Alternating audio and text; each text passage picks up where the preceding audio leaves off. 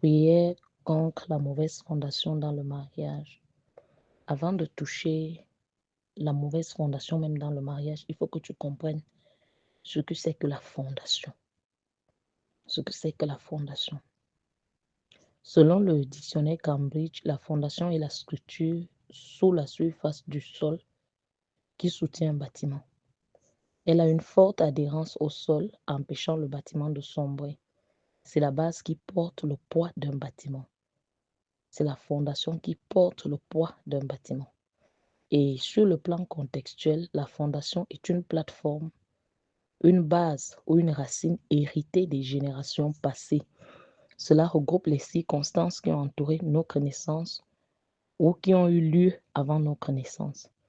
C'est la structure invisible qui contrôle tout ce qui se passe autour de la vie d'un homme, soit positivement ou négativement. Cela détermine beaucoup ce qui arrive à un homme. Il n'y a personne sur terre sans fondation. Je reprends. La fondation, sur le plan contextuel, elle est la plateforme ou la base ou une racine héritée des générations passées. Elle regroupe les circonstances qui ont entouré nos connaissances ou qui ont eu lieu avant nos connaissances. C'est la structure invisible qui contrôle tout ce qui se passe autour de la vie d'un homme, soit positivement ou négativement. Et cela détermine beaucoup ce qui arrive à un homme. Il n'y a personne sur terre sans fondation. La fondation telle qu'elle s'applique aux humains, c'est notre histoire. C'est un héritage que nous ont légué nos pères. La fondation, c'est notre histoire. Elle est composée des actes passés et des activités de nos ancêtres et s'étend à toute notre lignée familiale. Et ce sont ces actes qui constituent notre fondation. Elles sont suffisamment puissantes pour influencer notre vie personnelle, notre réussite, notre famille, notre carrière, notre prospérité. La fondation est un mystère caché que cette génération actuelle n'a pas encore compris. Des voix sombres que nous entendons ou comprenons rarement, excepté Dieu et Satan. Ils parlent dans une langue avec des messages cachés, tout comme Jésus a parlé en parabole et que les gens pouvaient à peine comprendre. Tu peux voir dans Matthieu 13, 34 à 35 et le psaume 78, versets 2 à 4, même Éphésiens 3, verset 9. Donc, certaines personnes décident des fois de jeûner, de prier ou d'assister à des veillées et leur vie ne change pas. Pourquoi? Parce que des fois, le problème vient de la racine, vient de la fondation. Et tu pourras voir que le problème de fondation empêche des gens de voir plus qu'ils sont piégés dans les ténèbres. Ils deviennent des trafiquants de drogue pour devenir riches. Des hommes du peuple sans pitié, des prostituées comme un mode de vie. Même en étant conscients du fait que ce qu'ils font est mauvais, ils continuent de le faire quand même. C'est un problème de fondation. Il y a une fondation que nous posons pour tout ce que nous faisons, que ce soit physiquement ou spirituellement, que nous le reconnaissions ou non. La nature inhérente de cette fondation détermine nos résultats futurs et ce qui pourrait entraîner la vie ou la mort. Donc, la fondation supporte le poids de tout bâtiment. L'état et le destin d'un bâtiment dépendent de la solidité de la fondation. L'état et le destin d'un bâtiment dépendent de la solidité de la fondation. Il n'y a rien créé par Dieu qui soit sans fondement. La fondation de la terre a été posée par Dieu. La fondation des cieux a été fondée par Dieu. Et même les maisons construites par les hommes ont des fondations en dessous. Et l'une des principales raisons pour lesquelles de nombreux bâtiments se sont effondrés dans différentes régions du monde, c'est dû à des fondations mal posées. Les fabricants de briques le savent. Ils ne blaguent pas avec leur travail au moment de poser la fondation. Si la fondation est suffisamment solide, elle peut supporter un poids de briques et de piliers pouvant atteindre même 28 étages. Mais si elle n'est pas bien posée et que le même poids de briques et de piliers est placé dessus, il s'effondrera tôt ou tard. Beaucoup sont morts inopinément à cause d'un problème de fondation. Certains sont où ils sont aujourd'hui parce que tout ce qu'ils avaient autour d'eux s'est effondré à cause de la fondation sur laquelle ils se sont tenus. Lorsque les tempêtes de la vie ont soufflé contre eux, les fondations sur lesquelles ils se tenaient ne pouvaient pas supporter la pression exercée sur eux. Et peu de temps après, tout autour d'eux a commencé à se fissurer joie, paix, affaires, santé, finances. Notre fondation est liée à tout ce qui nous concerne. Lorsque le psalmiste a posé la question suivante dans le psaume 11, verset 3, si la fondation est détruite, que peut faire le juste? Il a compris que rien ne peut prospérer sous de mauvaises bases. Invariablement, que peut faire le juste pour obtenir des résultats lorsque les fondations sont détruites? Ce ne sera qu'une perte de temps, d'efforts et de ressources, car tout s'effondrera à moins que la fondation ne soit corrigée. Donc, lorsque nous parlons de la mauvaise fondation maritale, j'insiste dessus d'abord que tu comprennes ce que c'est que la fondation. Et la question de la fondation est un mystère que cette génération n'a pas encore compris. Elle est essentielle, mais elle est généralement cachée aux yeux de l'homme ordinaire. Seul l'Esprit de Dieu peut le révéler. Certaines choses dans la vie sont gardées secrètes et la fondation en est une parmi elles. Lorsque l'Esprit de Dieu le révèle, les mystères cachés des siècles passés de génération en génération se manifestent. Donc, un des principes de base est que soit il est posé solidement en creusant profondément dans le sol, soit superficiellement à la surface du sol. Le résultat précédent est l'effondrement, comme Jésus l'a souligné dans Matthieu 7, 23. La pluie est tombée et les flots sont venus et les vents ont soufflé et ont frappé la maison. Elle tomba et sa chute fut grande. Regarde un peu dans le psaume 11, verset 3. Il dit, si les fondations sont détruites, que peuvent faire le juste? Je tiens à ce que tu notes que la question de David ne visait pas les méchants. Sinon, on peut supposer que seul le méchant souffre d'un problème de fondation. Mais il demande ici que peut faire le juste si le fondement est détruit? Que peut faire le juste? Il n'y a pas d'exclusion à cela. Les méchants et les justes souffrent de la lourde conséquence de bâtir sur des mauvaises fondations. En d'autres termes, votre origine religieuse ne vous dispense pas d'un problème de fondation. Être sauvé juste ou religieux ne confère aucune immunité à un homme dont les origines ont été construites sur une mauvaise fondation. Un fondement qui a été détruit par des sacrifices aux idoles. Un fondement souillé et imprégné d'alliances maléfiques. Un fondement posé sur une culture maléfique sanctuaire, effusion de sang, dédicaces maléfiques. La fondation est secrète. Quand tu vois une maison, tu ne peux pas voir sa fondation. La fondation est secrète. Elle est cachée aux yeux de l'homme naturel. Seul le Saint-Esprit peut révéler ses solutions. Elle porte une force qui a le pouvoir de conduire un homme dans son destin ou hors de son destin. Il existe une relation puissante entre la fondation d'un homme et son destin. Beaucoup de destins ont été tronqués, détruits, rendus stagnants à cause des mauvaises bases sur lesquelles ils se sont tenus. Tant que la fondation n'est pas corrigée, la vie d'un homme ne peut connaître un succès durable. Pouvez-vous examiner au jour d'aujourd'hui votre fondation? À quoi ressemble la fondation de ta famille? À quoi est-ce qu'elle ressemble? Quel que soit le malheur qui règne dans ta famille, de génération en génération, ce n'est pas ce que Dieu a destiné à ta famille au jour d'aujourd'hui. C'est un problème de fondation qui doit être corrigé. De nombreuses circonstances mauvaises entourant beaucoup de gens aujourd'hui, y compris les chrétiens, ne sont pas ordinaires. Des gens vivent des choses bizarres et les gens pensent que c'est normal, alors que ça vient de leur origine, de leur fondation. Le diable ne veut pas que les gens sachent cela afin qu'ils restent dans un esclavage perpétuel.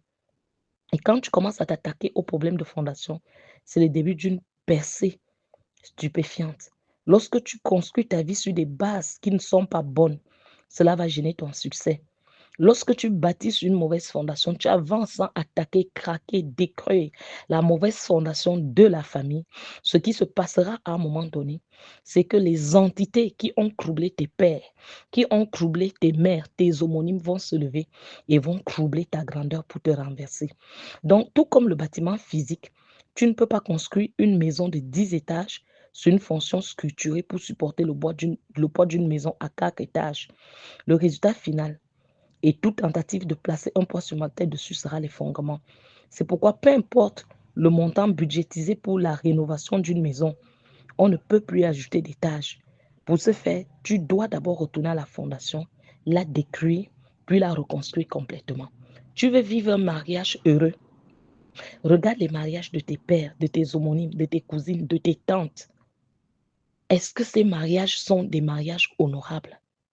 Sinon, tu dois détruire la mauvaise fondation maritale pour maintenant bâtir sur une bonne fondation. Mhm. Donc, au jour d'aujourd'hui, examine ces choses à fond. Examine-les à fond. Tu vas voir au jour d'aujourd'hui des situations dans lesquelles, par exemple, certains étudiants à l'université n'arrivent pas à faire face à un niveau d'éducation que leur impose l'institution. Pourquoi? Pas parce qu'ils sont nuls, mais parce qu'ils n'ont aucune base académique valable. Leurs parents ne pouvant pas établir une fondation stable à cause de la carence financière, ils étudient et manquent de compréhension. Ils sont incapables de retenir ce qu'ils ont appris auparavant, car n'ayant pas de fondement fort établi précédemment. Oui, pour que ces étudiants réussissent sur le plan académique, il faut qu'ils engagent soit un faussaire pour se présenter à leurs examens, ce qui n'est pas la bonne solution, soit faire pression à un conférencier pour en obtenir des notes supérieures. Oui, il faut demander de l'aide à Dieu. Il faut retourner à ta fondation pour acquérir les connaissances de base au jour d'aujourd'hui. D'où sors-tu? Qui es-tu? Est-ce que les gens se marient dans ta famille? S'ils se marient, est-ce qu'ils vivent longtemps? Est-ce qu'ils accouchent dans le mariage? Est-ce qu'ils sont heureux? Est-ce que c'est des familles du genre, dès que tu te maries, le mari meurt ou bien il perd le travail et vice-versa? Observe la famille au jour d'aujourd'hui. Comment est-ce que tes parents ont vécu leur mariage? Comment est-ce qu'au jour d'aujourd'hui, tes oncles, tes tantes vivent leur mariage? Les qui dominent dans le mariage? Il faut regarder toutes ces choses au jour d'aujourd'hui. Il faut regarder toutes ces choses. Donc, nous allons aborder la mauvaise fondation dans le mariage. Je voulais d'abord t'expliquer ce que c'est en quelques mots, la fondation. Donc, parlons pas en quelques minutes parce qu'on ne peut pas tout faire ce soir de la mauvaise fondation dans le mariage. Oui. Nous étions travaillés un jour au sud du pays à Ebolova. Et dans la nuit, on rentrait d'une maison où on était allé prier. Les gens nous avaient invités à prier chez eux. On a croisé une dame qu'on reconnaissait. On l'a saluée. On dit, sort d'où? Elle dit, ah, j'étais chez tel marabout. Elle nous l'a dit clairement, j'étais chez tel marabout avec ma fille, que voici, je suis partie pour que il arrange ma fille et que ma fille puisse être une grande dame et épouser des grandes personnes. Et bizarrement, elle me dit cela avec enthousiasme. Elle était sans doute une chrétienne de nom qui a décidé d'élever sa tradition au-dessus de la parole de Dieu. Elle trouve ça normal. Arranger l'enfant pour que demain l'enfant soit une grande femme. La chose que le marabout va mettre pour que cette fille soit une grande femme demain, quand cette chose va s'élever dans le mariage, quand cette chose va s'élever dans les relations, quand cette chose va réclamer que c'est moi qui ai fait de toi ce que tu es au jour d'aujourd'hui. C'est moi, c'est moi, c'est moi. Pour cela, je veux les enfants. Pour cela, je casse ton mariage. Pour cela, pour cela, pour cela. Est-ce qu'au jour d'aujourd'hui, les uns les autres ont mesuré l'ampleur d'un certain nombre de choses? Il y avait une autre femme qui est venue nous voir et nous a raconté une histoire. Elle dit chaque année, dans leur communauté, un homme et une femme consacraient une journée à se promener complètement nus et à s'amuser, qu'ils soient mariés ou non. Oui. Et elle dit que cela faisait partie de leur initiation. Et c'était leur culture, dans leur coutume, dans leur village. Dans ce Cameroun, oui, ce sont des éléments qui génèrent des problèmes dans la vie des hommes et des femmes lorsqu'ils prennent des décisions de suivre Christ après. Parce que ces choses que tu as passé le temps à faire avant de connaître Christ vont te pourchasser, te réclamer. Dieu, lui, t'aura pardonné. Dieu aura effacé tes péchés. Il ne les comptera plus. Mais le diable sera après toi pour te dire, tu avais fait ci, tu avais fait ça. Et ça te vaudra des batailles pour que tu te lèves. Tu te tiennes et dis, Satan, tu lâches ma vie. Donc, je viens te le redire, le mariage est une idée de Dieu et la décision de se marier est excellente. Parce que Proverbe 18, verset 22 nous dit, « Celui qui trouve une femme trouve le bonheur. C'est une grâce qu'il obtient de l'Éternel. » Celui qui trouve une femme trouve quoi? Le bonheur. Celui qui trouve une femme trouve le bonheur. C'est une grâce qu'il obtient de l'Éternel. Donc, il y a des faveurs et des bénédictions de Dieu qui accompagnent l'union d'un homme et d'une femme. Mais la vérité est qu'après plusieurs années passées ensemble, ce n'est pas tous les couples qui expérimentent cette faveur dans le mariage. Certains éprouvent des difficultés conjugales ou mangent les tissus de leur union. Pour certains, il pourrait s'agir d'un choc troublant ou d'incompréhension constante. Pour d'autres, ils passent d'un défi financier à un autre. Toutes ces situations font que de nombreux foyers sont brisés aujourd'hui et que d'autres ne survivent pas face aux nombreuses difficultés. L'origine à tout cela n'est que la mauvaise fondation sur laquelle les mariages ont été bâtis. Les problèmes de la fondation ont transformé de nombreux couples en entités non initiables et ont également transformé les progrès de nombreux jeunes gens en des lieux désertiques. De nombreux mariages auraient prospéré aujourd'hui au-delà de leur attente si ce n'était pas à cause de leur mauvaise fondation. Beaucoup de mariages ont été donnés et consacrés à des idoles, consacrés à des totems, tout comme les Athéniens rendaient culte à leur idole du temps de Paul dans Actes 17, verset 16. Lorsque vous vous compromettez dans le mariage et vous permettez à la tradition satanique, je précise bien, d'entrer dans votre mariage, vous donnez automatiquement à l'ennemi le droit dans votre mariage et vous allez subir les conséquences tôt ou tard. C'est pourquoi certains mariages sont malades au jour d'aujourd'hui. Permettez-moi de partager cette histoire vraie. Lors d'une de nos séances de conseil, il y avait une dame qui est ivoirienne. Elle avait épousé un musulman. Leur mariage n'avait duré qu'un an environ. Lorsque son mari avait voyagé en outre-mer, elle est allée au Royaume-Uni. Étant en diaspora, l'homme s'est marié avec une autre femme et a fondé une nouvelle famille. La femme aussi a rencontré un autre homme au Royaume-Uni, l'a épousé et a eu un enfant avec lui. 2 ans après le mariage, elle en a eu marre de l'homme. Au cours du conseil, elle a mentionné que sa mère avait souffert de la même chose. La même chose qu'elle a subie là. Sa mère avait souffert de ça. Comme si la chance lui avait souri. Elle rencontra encore un autre homme qui semblait prêt à l'épouser, mais son cœur n'était pas ému pour le mariage.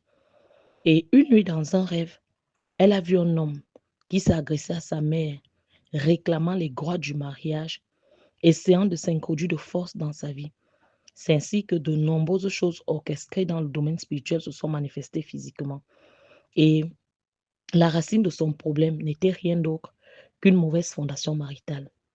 Un autre cas, c'était une Gabonaise qui était toujours basée, celle-là, elle était basée en France avec un problème matrimonial similaire. Elle a eu ses précédents mariages brisés et son troisième mariage n'avait pas l'aura de la paix.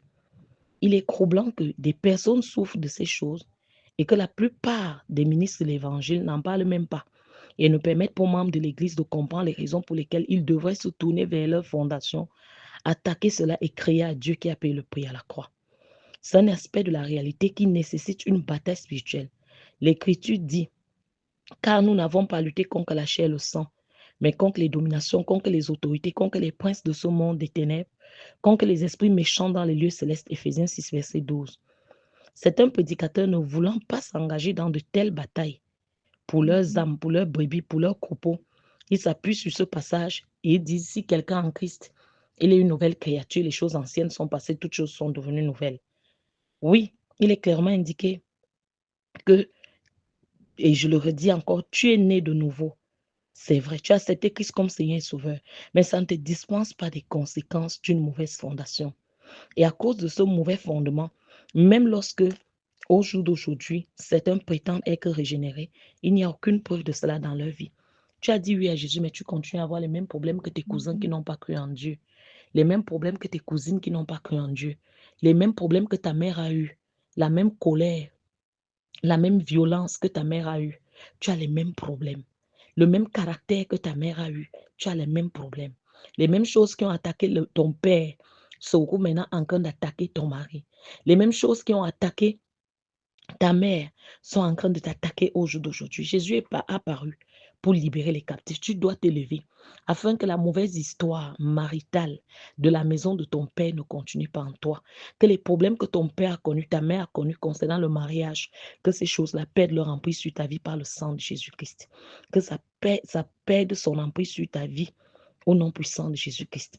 Il y a des gens au jour d'aujourd'hui, des hommes de Dieu qui ne vous diront pas la vérité sur la façon dont leur fondation peut affecter leur progrès, leur position et leur prospérité. Ils ne font que vous assurer que venir à Jésus-Christ, ça va régler tout. Dès que tu es à Jésus, tu n'as plus besoin de combattre. Tu viens à Jésus, tout est déjà accompli. Oui, oui. Ils te diront, ce n'est que à la croix du calvaire, tout est achevé et au jour d'aujourd'hui, vous n'avez plus rien à faire. Cependant, les problèmes de fondation reposent sur un principe reconnu au ciel et sur la terre, et c'est le principe de semer et de récolter. Galates 6, verset 7 dit, ne vous y trompez pas, on ne se moque pas de Dieu. Ce qu'un homme aura semé, il le moissonnera aussi. Oui, un jour, il y a une sœur qui est venue me voir pour des prières. Et pendant notre conversation, elle a mentionné qu'il y avait des objets qui bougeaient à l'intérieur de son corps. Quand je l'ai interrogée pour savoir quand cette expérience a commencé, elle a révélé qu'elle avait un petit ami avec qui elle vivait. Un jour où il n'était pas à la maison, elle mit son pantalon et décida de se détendre un peu. Et en peu de temps, comme en transe, elle vit un python qui rampait dans sa direction. Elle tenta de se lever du lit, mais était incapable de se soulever et de soulever son corps du lit. Donc, elle était collée au lit par une force qu'elle ne pouvait expliquer jusqu'à ce que le python se glisse dans sa partie intime. Et depuis la période-là, les choses se sont détériorées dans sa vie et sa santé. En peu de mois, son petit ami l'a abandonnée. Oui. Et comme elle était venue là vers nous, elle était déjà allée de lieu en lieu à la recherche des prières pour une vie meilleure.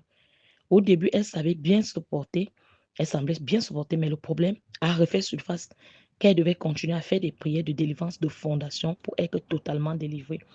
Et des jeunes hommes avaient cherché à l'épouser, mais elle ne leur avait jamais parlé de son état déplorable.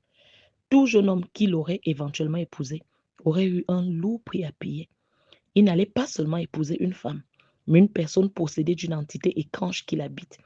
Elle aurait pu même avoir des complications de grossesse ou des gros problèmes de santé obligeant l'homme de dépenser plus que prévu.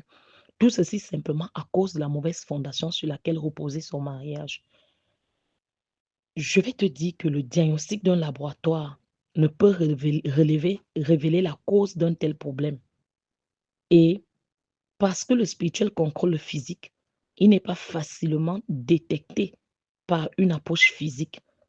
Ce que cette jeune femme a récolté est la conséquence d'une mauvaise semence plantée, pas par, au jour d'aujourd'hui, ses ancêtres, mais déjà d'abord par elle-même, l'immoralité sexuelle. Certes, lorsqu'on avait prié avec elle, on s'est rendu compte que le python était le totem de la famille et ça avait épousé toutes les filles de la famille. Toutes les filles de la famille avaient le mal de dos, les règles, les grossesses qui sortaient et tout. Et c'était le même serpent qui faisait le même travail.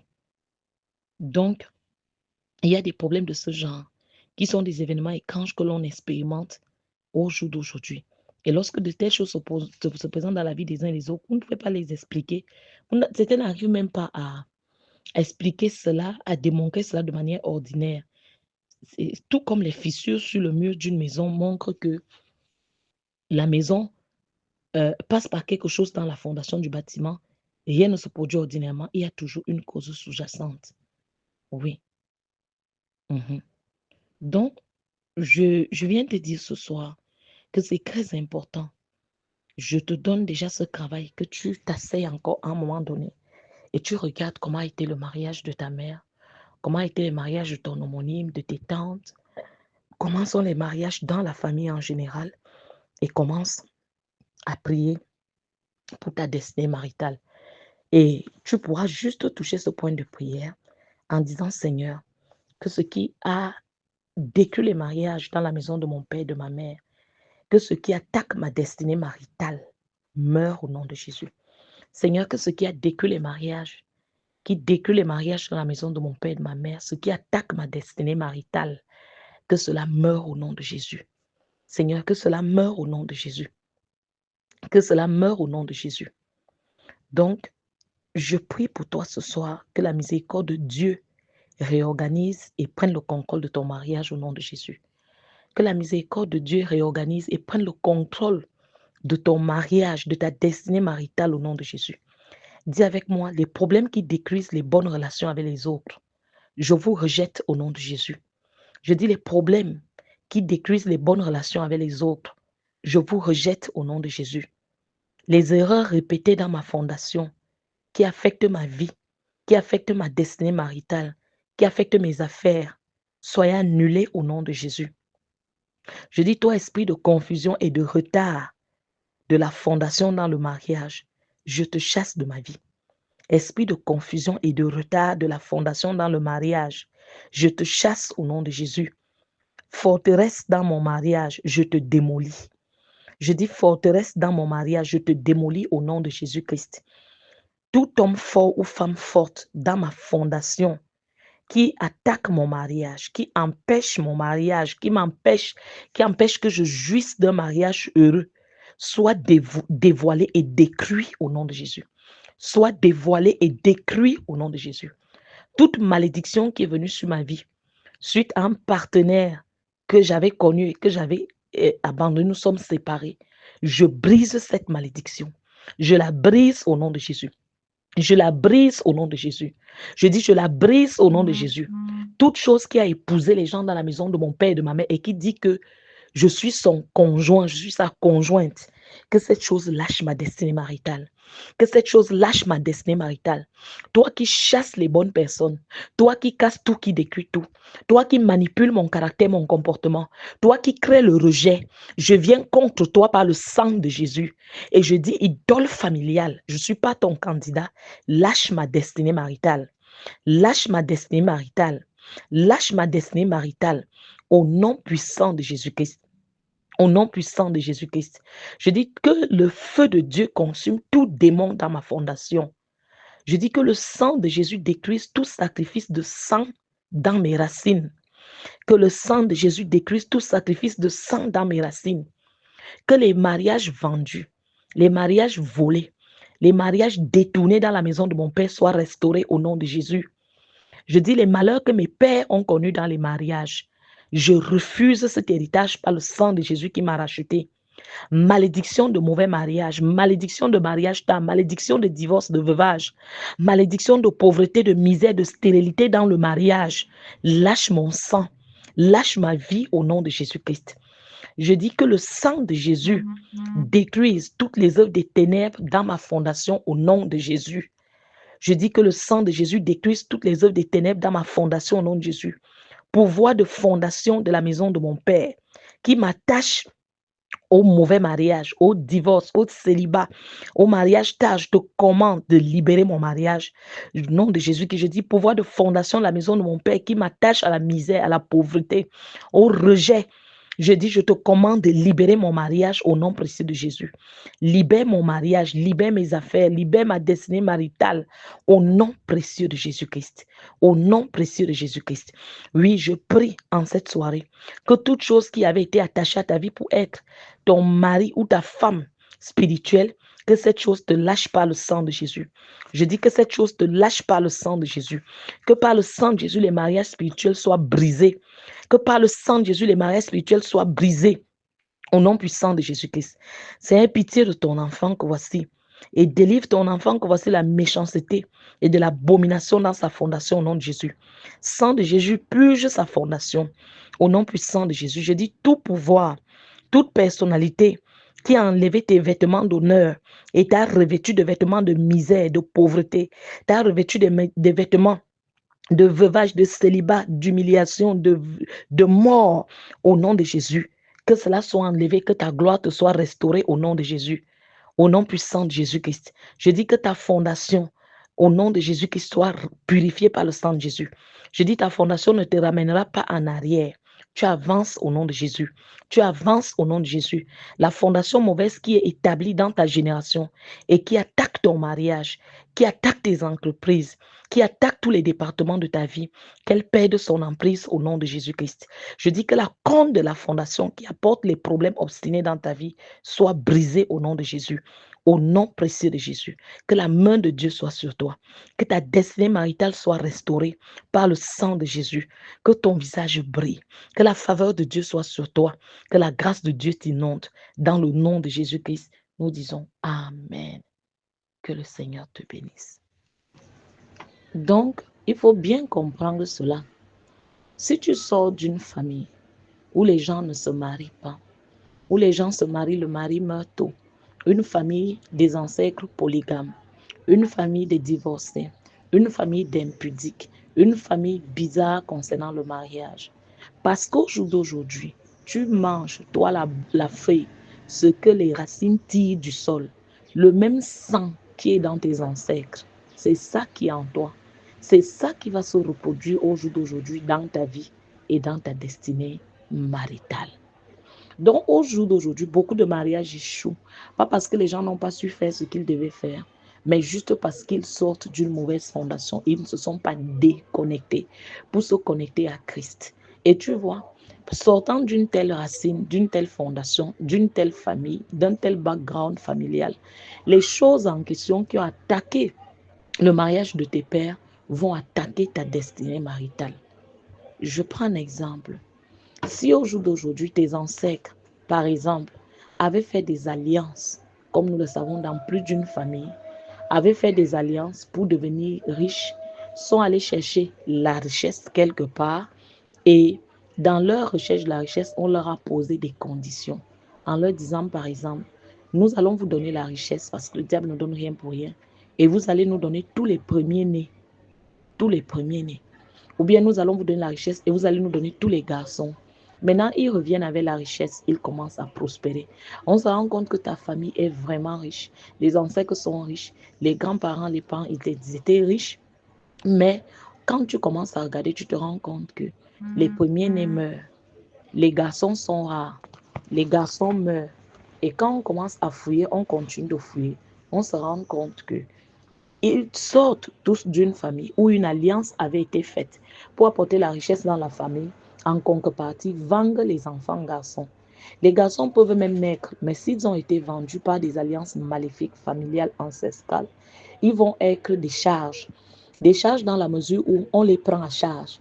Tu vas voir dans de telles familles, les filles prospèrent, les filles vivent longtemps, les filles sont bien, mais les garçons sont des charges. On les prend toujours à charge. On épouse une femme pour eux. Ils n'ont pas de grands postes. Ils sont toujours en train de mendier. Ce sont les femmes qui sont les plus autoritaires. Ce sont les femmes qui vivent plus longtemps. Ce sont les femmes qui commandent. Et dans d'autres familles, les garçons peuvent même exister, mais ils ne sont rien. Ils ne sont rien, ils sont des bandits, des bangamans, des soulards, des prostituées, des choses bizarres vraiment. Tu vois un peu. Et maintenant, si tu te sors dans une famille comme celle-là, tu vas te retrouver en train de vivre les mêmes phénomènes, les mêmes choses. Parce que c'est quoi? C'est le sang. Ce que les racines tirent dans le sol ici, là, c'est les éléments nutritifs. Et ce qui nourrit l'humain, c'est le sang. Le sang de tes ancêtres est en toi. Le sang de tes grands-parents, de tes parents est en toi. Tu es leur reproduction. Et c'est ça qu'on a l'habitude de dire au jour d'aujourd'hui, que même si les ancêtres avaient fait, nous-mêmes, nous pouvons changer l'histoire de nos vies et de nos familles par les actes que nous posons, par le Christ que nous servons et en reposant une nouvelle fondation. La même chose va dans le contexte de la richesse, dans le contexte des affaires. D'où sort ta famille? Est-ce que ta famille a formé des ministres autrefois? Est-ce que ta famille est une famille riche? Est-ce que ta famille est une famille qui a des bons fondements solides? Est-ce que c'est une famille qui est dans la pauvreté, la misère et la stagnation? Et plus d'une chose, tu peux donc te retrouver que si tu sors d'une telle famille, tes efforts à t'en sortir peuvent être très durs. Tu te bats comme si tu ne te battais pas, mais une force attaque tous tes efforts. Une force attaque tout ce que tu as entreprends. Les affaires échouent juste parce que tu sors d'une famille de misère, de pauvreté et les démons qui sont là réclament. Donc, sortant d'une famille, par exemple, comme on était là en train de parler, ils sont allés chercher des pouvoirs, la richesse, la protection pour le village et le diable a pris quelque chose en contrepartie. Tu vois que quand tu sors dans cette famille, qu'est-ce qui va se passer? Les démons qui ont fait alliance et les esprits qui ont fait alliance avec les grands-parents vont se lever et vont récolter dans chaque vie et dans chaque maison les enfants. Tu pourras donc te rendre compte que les mêmes cousines, les mêmes frères, les mêmes tantes, les mêmes homonymes ont les mêmes problèmes dans la famille. Les gens ne se marient pas. Si les filles se marient, elles sont là. Les garçons ne se marient pas. Pas de dot. Si quelqu'un se marie, même le conjoint meurt, ou bien il devient pauvre, ou bien c'est les divorces, c'est les bagarres. Vous êtes bien en dehors du mariage, mais dès que vous vous mariez, les problèmes commencent. Les esprits ancestraux que les ancêtres avaient servi, si également tu sors d'une famille où on n'a pas servi Dieu, vont se lever et réclamer pour dire dans cette famille, c'est-à-dire dans cette lignée sanguine, il avait été dit pas de mariage. Nous devons vous apporter des richesses, mais pas de mariage pour vous. Et tu pourras donc comprendre ce genre de choses en observant tout autour de toi dans ta famille maternelle et paternelle, en observant ta vie avant, en observant au jour d'aujourd'hui même le genre de rêve que tu fais et le genre que tes relations se produisent au jour d'aujourd'hui et commencer à prier et commencer à attaquer ces choses.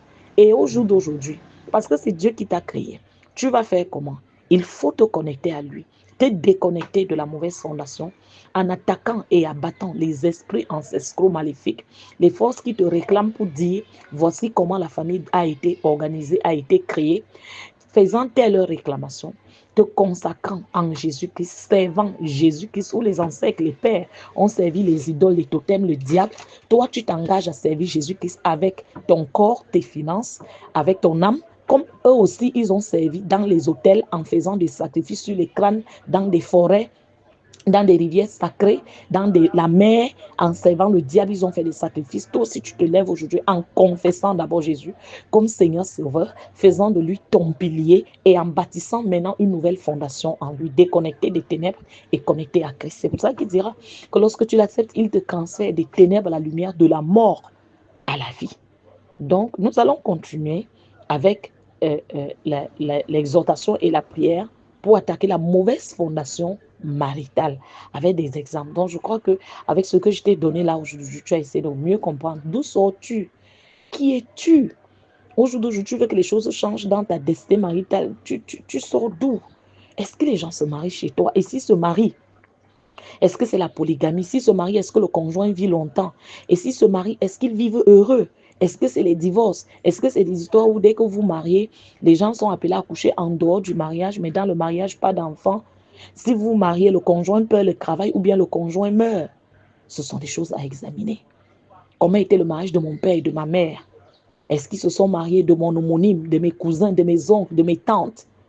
Tu vois un peu, et se référer à Christ maintenant qui est le fondateur de la famille, l'auteur du mariage. Quels sont les principes qu'il nous donne pour un mariage réussi? Et c'est là aussi au jour d'aujourd'hui que les conseillers matrimoniaux, le conseiller prénuptial que nous sommes appelés à vous conduire, à vous enseigner sur toutes ces choses-là au jour d'aujourd'hui. Parce que ça ne concerne pas, la réussite d'un bon mariage ne regarde pas seulement la fondation familiale, mais sans te mentir, la fondation familiale, si elle est mauvaise ou bonne, prendra 80% d'un succès ou de l'échec d'un mariage. Oui, le reste, les langages de l'amour, les caractères, les tempéraments et tout, ça va venir jouer. Mais 80%, c'est la mauvaise fondation. Qui es-tu? D'où sors-tu? Qui est ta mère? Qui est ton père? Comment est-ce qu'ils ont vécu leur mariage? Étaient-ils mariés? Étaient-ils des chefs sacrificateurs? Étaient-ils des méchants, des sorciers? Est-ce qu'ils ont fait avorter les femmes d'autrui? Le sang parle, le sang crie. Et ces choses disent, voici au jour d'aujourd'hui, tu veux te marier. Est-ce que tu sais que dans notre famille, on ne se marie pas? Je prends un exemple avant de clôturer. Il y a un jeune homme qu'on a suivi un temps et on ne comprenait pas ce qu'il n'allait pas dans sa vie jusqu'à ce qu'on découvre que c'était la mauvaise fondation familiale. En plus, il avait été choisi pour être chef dans sa famille. Lui-même, il ne savait pas. Mais à la naissance, on l'a initié à être chef dans sa famille. On lui a donné des pouvoirs. Et ça fait que lorsqu'il s'engage, qu'il veut se marier, les problèmes sortaient de partout. Première tentative, il s'engage à se marier. Il vit avec une femme depuis plus de 7 ans. Dès qu'ils disent qu'ils vont se marier, il a déjà tout préparé. C'est son oncle direct qui meurt. Il est le seul à travailler. Son père lui dit, tu ne peux pas faire autrement. Il prend les argents, il aide la famille. Il rentre dans les cotisations. Quand maintenant il dit deuxième tour qu'il va se marier, peut-être 2 ans après, qu'il a pris la liste et tout. C'est comme ça, il rentre avec l'argent à la maison de la réunion, sachant que le lendemain, je vais aller verser là-bas et commencer les achats et tout. Son enfant sort du portail il va jouer dehors au ballon. Il casse la vitre du voisin. Pendant que le père rentre le soir, il va gérer la vitre la même nuit. On ne sait pas comment on a fait pour les cambrioler. Ils sont partis avec tous les 7 millions de francs. Le gars s'est encore assis. Il a mis les mains sur la tête. Maintenant, il était endetté. Il fallait payer la vitre du voisin. 7 millions sont partis. Il fallait recommencer. Jusqu'à ce qu'on ait commencé à attaquer les mauvaises fondations maritales et découvrir qu'il avait été initié à être chef. Et au jour d'aujourd'hui, dans sa famille, les gens ne se mariaient pas. Et ceux qui tentaient de se marier, c'était la polygamie ou bien le conjoint mourait. Nous avons eu des cas où une jeune dame et un jeune homme, ils ont vécu 12 ans dans la même maison. Ils avaient 2 merveilleux enfants, 12 ans dans la même maison. Et ils ont décidé de se marier. Mais ils étaient d'origine catholique. Quand je dis mais, parce qu'au jour d'aujourd'hui, quand on dit aux gens suivez les enseignements, ils vont vous dire non, moi je suis catholique, je vais aller suivre chez le prêtre. Pas de souci, on ne t'interdit pas. Mais venez à la prière de temps en temps, mais suivez leurs conseils et leurs enseignements chez le prêtre. On va pas vous suivre double et en désordre. C'est comme ça donc ils se retrouvent dans cette situation où ils se marient. Nous ont même invités au mariage, nous on leur a dit on ne peut pas parce que on savait à quoi, on savait d'où ils sortaient, on connaissait un peu leur histoire, leur origine et tout le reste. Et lorsqu'on leur avait dit donnez-vous du temps, que même si vous allez chez le prêtre, comme vous venez d'aller à la prière, nous étions à Maison Blanche dans la maison à l'époque, vous venez à la prière, prenez le temps d'être suivi. Tout bon, nous étions pour eux des petits pasteurs, des racoleurs, des gens qui veulent. Alors, 1 an de mariage. La 2e année, c'était le divorce. Et c'est comme ça qu'ils reviennent vers nous, pleurer, crier. Mais c'était trop tard. La force de la fondation maléfique réagissait déjà pour dire que ici, là, pas de mariage. Et ça attaquait tout. Ça détruisait tout. Ça criait. 12 ans dans la même maison. Et un seul an de mariage. Et après, c'est le divorce.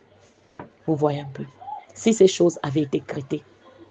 Donc, bénissez le Seigneur que vous écoutez ces choses. Vous êtes au courant de ces choses avant le mariage. Pour qu'au jour d'aujourd'hui, vous puissiez attaquer ces choses. Vous pouvez vivre bien en concubinage. Mais les forces anti-mariage se lèvent et disent pas de ça ici. Le diable qui combat le mariage depuis le jardin d'Éden se lève et dit pas de ça ici. Donc, que le Seigneur vous bénisse et que la grâce de Dieu vous inonde.